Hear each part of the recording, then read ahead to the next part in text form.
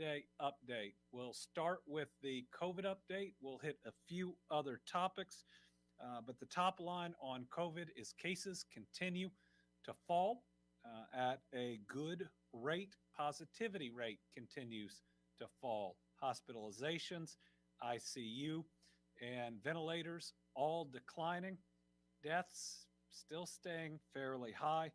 We hope that that will follow the rest of the trend shortly.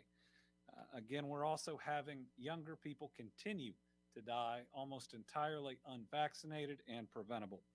So, Saturday, 3,564 new cases, 32 new deaths, including a 37-year-old woman in Fayette County and a 41-year-old man in Logan County. Sunday, 1,422 new cases, 29 new deaths, including a 31-year-old man in Harlan County. And today, we believe the fewest cases since December, 969 new cases, but still 21 new deaths. They include a 43-year-old man in Carroll County, a 41-year-old man in Harlan County, and a 45-year-old man in Scott County. As of today, our positivity rate now down to 12.74%.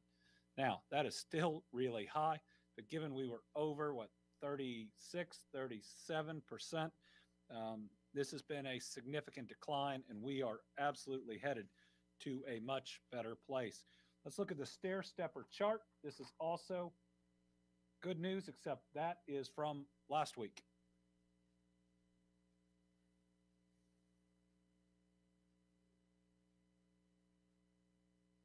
As we wait for it to come in, this is our fourth straight week of declining cases, lowest number of cases in 2 months, steady decline, and we are now below Delta's peak, though Delta was at the time the most cases we'd seen. Last week we had 25,173 cases. There it is. Again, a really good decline. You see we are headed both in the right direction and at a good pace. We are still one of the higher weeks of the pandemic. And again, what we'd ask is people's patience, because in even just a couple of weeks, we look like we would be down at where we started taking off potentially for Omicron. And what we all want to see is for us to get closer to where we were between Alpha and Delta, where we got down to even 1,024 cases in a week.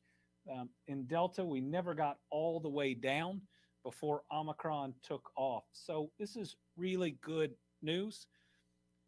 We're heading in the right direction. It looks like we may be able to have a really good spring and summer, and we certainly hope it holds for longer than that. But trying to be patient just in the next couple weeks to where you don't end up catching COVID, and we don't end up with things like schools that can't be open for a couple of days because we just weren't patient enough for those next couple weeks to get where we need to be. This is really good news overall. Same thing with positivity rate. Now down, last week was 13.1%. Same trends, same number of weeks declining. Now slightly below where we were in the Delta surge. And again, trend just like cases, heading in the same direction at generally the same overall speed. This says we are in a real decline that we expect to continue to decline. Hospitalizations chart, there were a couple of where it wasn't clear that the slope severe as the slope going up. We're seeing hospitalizations dramatically fall, though DPH would say there are still a whole lot of people still in the hospital. We're moving in the right direction. ICU, the same. Remember with Omicron, it didn't get as high as with Delta. While it more aggressively spreads, it is less severe in overall disease, especially for those that are vaccinated. Ventilators show the same. Omicron upper respiratory instead of lower respiratory, meaning ventilators aren't needed as often. So it is really good news where the trends are going in COVID. looking like we will be at a much better place, especially by the second week of March. We think we could be all the way through the orange and into the yellow. Could be that we'll be there a little bit earlier. We don't expect the orange to last very long at all. We expect to run through it maybe within a week. So very excited about where we're going and what that could mean. Not as excited about our vaccination pace slowing down. Now, we were seeing 10,000 plus, 8,000, 9,000 plus vaccinations over a weekend as Omicron was going up. This last weekend, 3,451 Kentuckians choosing to get their first vaccination, 4,032 becoming fully vaccinated, 5,912 getting boosted. We would like to see all of those numbers be a little bit better. Now, the good news, we've never reached zero, right, in any given day on number of Kentuckians getting vaccinated for the first time. It's just our rate has slowed. But, well, this is the point where we slog it out. As long as we're moving forward, we are moving forward. The booster rate, we would like to see improve as well. There's a little complication in those numbers in that you only qualify, within those weeks after you get your second shot. So not everybody is on that same pace. We've had some positive changes in our overall demographics that we show by age. We are still at 64% of every man, woman, and child in Kentucky that's gotten at least one shot. That makes this, I think, the quickest, most successful vaccination against a new virus in human history. It's just the adversary is really something, and it takes that much more. We've now gone up a point in total percentage vaccinated for those that are eligible, 5 and up. Now it's 69%. Think about that. That is really incredible. Less than a year overall since vaccines became readily available, much less time since kids 16 and under were eligible, much less time than that. Kids 5 to 11 were eligible, and we're still at almost 70% of everybody who can get a shot has gotten it. I hope that drowns out a lot of the noise when people try to claim two sides. This is the vast majority of Kentuckians. 76% of all Kentuckians that can make their own healthcare decisions have chosen to get vaccinated. This shows where people are doing the right things, sacrificing for each other. We ought to be proud of it. We just need to keep going. The other change is a really important change. We went up a point in 75 years and up, the most vulnerable group of Kentuckians. Every time we can increase a percentage point there, it is a big win. They moved from 92 to 93% of all Kentuckians 75 and up have been vaccinated. Everything else the same. I just want to point something out. A lot of schools looking at what they're going to do on masking right now, and I get that. We're moving to a much better place. I absolutely get it. Two things I hope that superintendents and others will look at. Number one is we're still above 12% in the positivity rate. We're still 25,000 plus cases in a week, and pretty much anywhere in school, elementary to high school, we're less than half of the students who would be there vaccinated. We're less than a quarter in elementary school. We're less than half in middle school, and we're just barely over a half in high school. So those are the things that everybody's got to look at and that each district can look at. It's the prevalence of the disease. Still high, but really moving in the right direction. It's a good thing. Level of vaccinations, we're doing a little bit better, but the numbers on those school-age kids aren't moving nearly as much as they could or they should. But still, 2,877,881 Kentuckians have now at least gotten their first shot. So a lot to be grateful for in terms of where COVID is going, and a lot to be sad about in the losses that we sustained almost 2 years in. But again, I just say, everybody be patient, hold on. Even in just a couple weeks, I think we're going to be in a really good place. And as long as we don't have another variant that creates a new surge, I think we're headed to a really good place. And that feels pretty good to report. All right, on a little tougher news on our tornadoes that hit Western Kentucky. Department of Public Health has confirmed an increased death toll, which I'll explain in a minute, with now 80 Kentuckians lost in those tornadoes. The two new Kentuckians consist of Jessica, of a 33-year-old woman who was from Mayfield, who was in the hospital for a significant period of time and finally died of her injuries, as well as her, at that point, unborn child who was born, lasted 6 days, passed away. And this is, again, a little bit a few months ago on the child itself, but now being updated on those numbers. Really hard loss. Yet another tough toll from the most devastating weather event that we have ever experienced. To their family, I know you've already grieved for that infant and now are grieving for her mother. We grieve with you. We care about you. We're also seeing a lot of increased activity, which you'll see throughout these counties on moving our survivors from emergency sheltering into what I would call intermediate housing. So we still have a number of our tornado survivors in what we term as emergency sheltering, which is in hotels and state park lodges. And that's when we're providing multiple needs, right? Especially you'd think in the first month, or really now we've even gone past 2 after the event itself. That's shelter, that's 3 meals a day.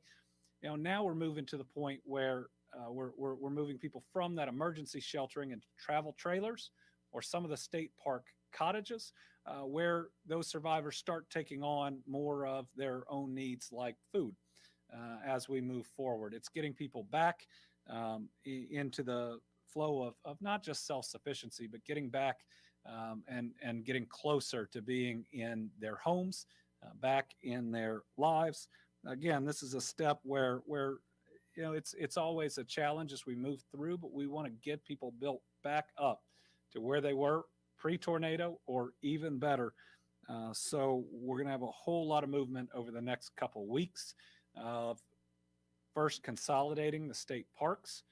We're moving everybody out of Barkley into other parks, moving as many people out of the lodges so we can also get ready for the impact those make on the local economies, which they really need after an event like this, and into more self-sufficient housing. But remember, we have all the other services from pandemic, EBT, and other assistance on food to unemployment to so many other options that are there. It's a step that's taken after every disaster. That's where we are in this one. So to help with that, and to help with those that may be with relatives but will develop sheltering needs, we're launching a new website for tornado survivors to identify their needs. The page will connect survivors to wraparound services from state and nonprofit organizations. It'll connect individuals to our Commonwealth Sheltering Program if they need medium-term housing during the recovery process.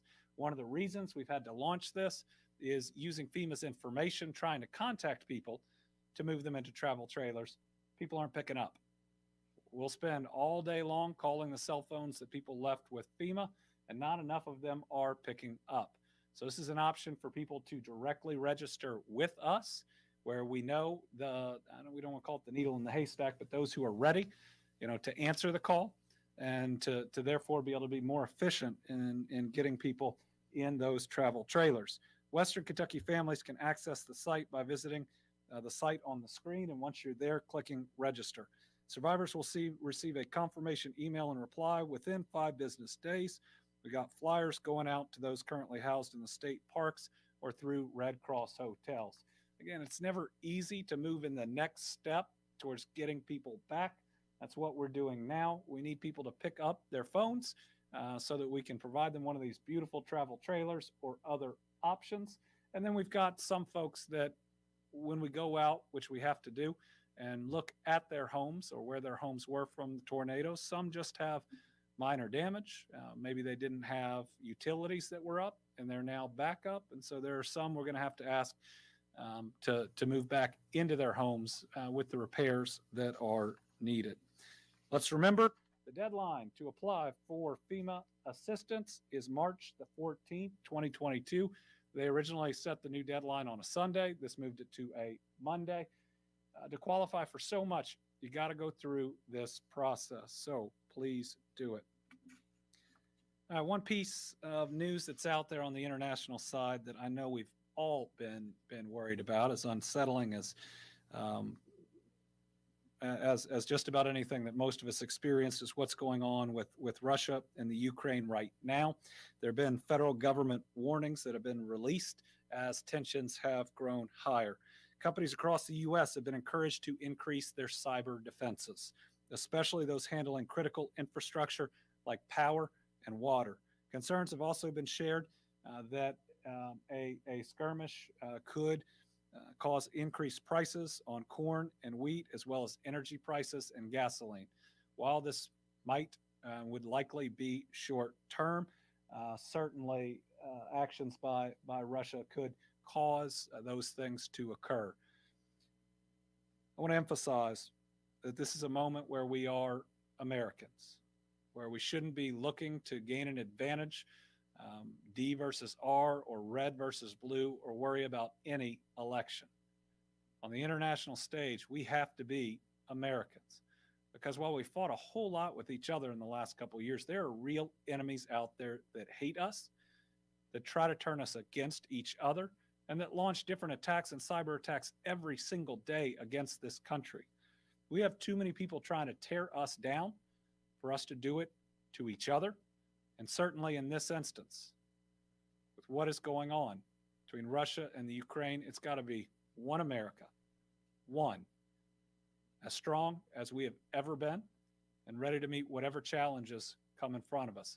That's our patriotic duty. And I hope it doesn't take something like this to remind us of it. This is not a time to try to argue with our neighbors or take advantage of a crisis for political opportunism. Now's the time to be good Americans.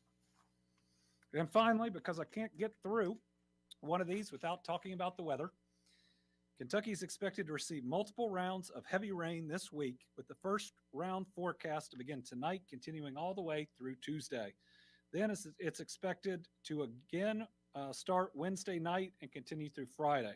Heaviest rainfall is expected Tuesday, 1 to 3 inches of rain possible. A flood watch has been identified for the entire Commonwealth, and it highlights the potential for excessive rainfall and flooding issues, especially during the day tomorrow, Tuesday. There's also a slight risk for severe weather across western and south central Kentucky for Tuesday afternoon, which you see on the screen. A few strong storms are possible, with heavy rainfall and damaging wind gusts as the most likely hazards. An isolated tornado should not be ruled out. Minor flooding issues may arise across river basins slightly east of Owensboro and down to Paducah, which is what you see in red. So make sure you follow the weather. We'll try to put out updates, but once again, severe weather's coming. We're doing our best to make sure you have the information needed to protect yourself. With that, we'll open it up to questions. We'll start with Mike Valenti from WLAX. I was hoping you could characterize this moment for us. Are we closer to the endemic phase and coming out of the pandemic? And then when you look at all those leading metrics declining, especially cases of positivity rate, how much of that is a reflection of Omicron just running out of people to infect, and then just people having access to these at-home tests and maybe not reporting as much? So the question is, where would I characterize where we are pandemic to endemic? Certainly the trend that we are moving gives us hope that we are moving from pandemic to endemic. Now, when we were declining from Delta, none of us necessarily knew Omicron was going to come and spike the way it did, in the most severe way we have seen during the pandemic. So I think we've got to be humble. This is a virus that for us is still less than 2 years old. It's a 1 in every 100-year pandemic, at least at the moment, that comes to kill as many of us as possible. In the past, I think the Spanish flu was up to 7 years, but they didn't have vaccines and testing and therapeutics and everything we have. What I can say is we are moving the right way, and I hope and I pray we're moving towards endemic. But this is the war of our times. It's killed more people than any 3 wars in Kentucky's history put together, including the world wars. So I pray that it's going towards endemic. We got to be strong enough if it's not. Now, I think there are two reasons that it's getting better. One, the level of people we have vaccinated and boosted, which is a huge help. And second, the number of people that it's infected that have developed at least some form of immunity from having it. Now, that's certainly something I think could move us into an endemic phase, but only if it's big enough and only if the next variant doesn't find a way around it. And those are all questions that we'll see. I don't think at-home tests have the level of impact that we think with people not reporting them. It could have some impact on number of cases, but not on the positivity rate, as those are all just PCR tests anyways, and they give us an overall sample. With that falling at generally the same overall levels as you see, the slope looking the same as cases, I think we are in a real decline, that the trend is as it's displayed on those graphs, and it's really good information. This thing's thrown us a lot of curveballs before. I want us to be hopeful, but I want us to be strong. Tom Latek, Kentucky Today. Thank you, Governor.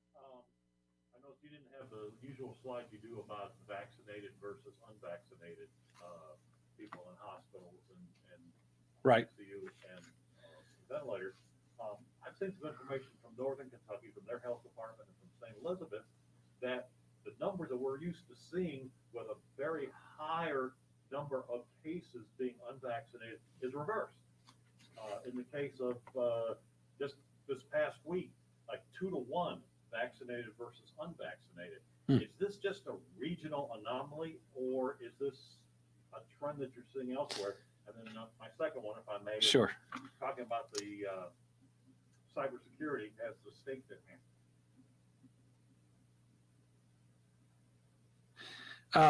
on the cybersecurity side, we do not believe that the state has been hacked by any foreign power at this point. Every day we look at potential breaches. That's people's privacy and information that on a regular basis people either try to get into, and or it can occur by mistake or by a bug or a glitch in the system. But no, at this point we have no information on an attack by a foreign country. I will say, I anticipate in the future we will learn, or we will be able to confirm and not just suspect that there were foreign powers at work trying to cause problems with our unemployment systems during COVID. And again, it's an attempt to destabilize the United States, to get us to turn on each other, to make it harder to provide for our people. I mean, just the level and the sophistication of the attacks that we saw, large criminal syndicate at least, but we see foreign countries doing these types of things. Trends in hospitals between vaccinated and unvaccinated right now, it's still in the 80% unvaccinated in hospitalization. I think it could be a number of different things at work, but we haven't seen anything to suggest it's anything other than an anomaly at this point. Melissa Patrick, Kentucky Health News. Hi, Governor. So are you considering changing, you've said you would change the COVID-19 recommendations mid-March, all goes well. Are you thinking about doing it any sooner, especially with the Senate proposing ending the pandemic state of emergency on March 7th? Well, even if they end the state of emergency, we're still going to provide guidance. And I guess it could be groups trying to make a statement, but we don't have any restrictions, state restrictions left. I mean, none that are required by those out in the state, and we haven't in a long time. I see some other states, California or the rest, and they'll say, we're going to undo the indoor capacity things. And someone will say, well, why isn't Kentucky doing that? And that's just politics. We did that months upon months upon months ago. So regardless of what Senate tries to do with the state of emergency, we're still going to try to provide the best guidance. And I'm also a little concerned that some states aren't going to be publishing COVID information as much as they used to, because if the claim is this is now more of a personal responsibility to decide your risk level, then you need as much information out there as possible to do so, right? What's the level in your community? What's the level in your state? What's the level in your children's school district or schools? So, I think it's going to be even more important going forward if there are going to be fewer actions out there by different entities or employers, that we have the very best guidance we can. So I fully anticipate that we would have new guidance by the 14th. Is it possible that our trends are going so well we could reach there earlier? Sure. I don't know if our guidance would be ready, but we could reach where we hope to be on the 14th a week earlier. And that doesn't have anything to do with a Senate resolution. It has to do with how quickly we're declining. There's a period last week where we were going down almost 1 percentage point in positivity a day.